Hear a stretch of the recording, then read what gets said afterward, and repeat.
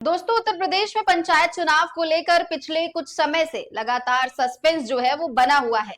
लेकिन अब धीरे धीरे जो तस्वीरें हैं वो साफ होती नजर आ रही हैं। दरअसल पंचायती राज मंत्री ओम प्रकाश राजभर ने एक ऐसा बयान दिया है जिससे अंदाजा लगाया जा रहा है कि इस बार पंचायत चुनाव लगभग टल सकते हैं। सबसे पहले बात करते हैं उनके बयान की। राजभर ने साफ तौर पर तो कुछ नहीं कहा है, लेकिन उन्होंने इतना जरूर कहा है कि चुनाव जब भी होंगे हमारी ही सरकार कराएगी। अब इस एक लाइन से ही ये संकेत मिल रहा है कि सरकार अभी चुनाव करने की जल्दी में नहीं है।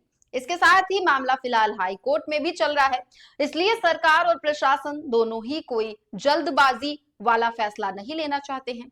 राज्य निर्वाचन आयोग ने भी अदालत में ये बताया है कि कई अधिकारी इस समय SIR यानी स्पेशल इंटेंसिव रिवीजन के काम में लगे हुए हैं, जिससे चुनाव की तैयारियां प्रभावित हो रही हैं। अब अगर राजनीति की बात की जाए तो यहाँ एक और दिलचस्प पहलू सामने आता है। बीजेपी हो या फिर समाजवादी पार्टी हो, दोनों ही पार्टियां इस मुद्दे पर ज्यादा खुलकर कुछ नहीं बोल रही हैं। और इसकी सबसे बड़ी जो वजह है वो है आने वाला विधानसभा चुनाव।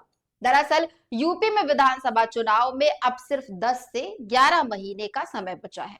ऐसे में कोई भी पार्टी पंचायत चुनाव कराकर अपने ही कार्यकर्ताओं के बीच नाराजगी या बगावत का खतरा नहीं लेना चाहती, क्योंकि पंचायत चुनाव में टिकट को लेकर स्थानीय स्तर पर विवाद और असंतोष बढ़ सकता है, जिसका असर जो है वो सीधे विधानसभा चुनाव पर पड़ सकता है। और यही वजह है कि सभी राजनीतिक दल फिलहाल शांत नजर आ रहे हैं और चुनाव को लेकर ज्यादा सक्रियता नहीं दिखा रहे। इसके अलावा यूपी की राजनीति इस समय कई बड़े घटनाक्रमों से भी गुजर रही है। एक तरफ प्रधानमंत्री द्वारा जेवर एयरपोर्ट का उद्घाटन किया जा रहा है, तो वहीं दूसरी तरफ अखिलेश यादव पश्चिमी यूपी में दादरी रैली के जरिए अपनी पकड़ मजबूत करने की कोशिश कर रहे हैं। इन सभी राजनीतिक गतिविधियों के बीच पंचायत चुनाव थोड़ा पीछे छूटता दिखाई दे रहा है।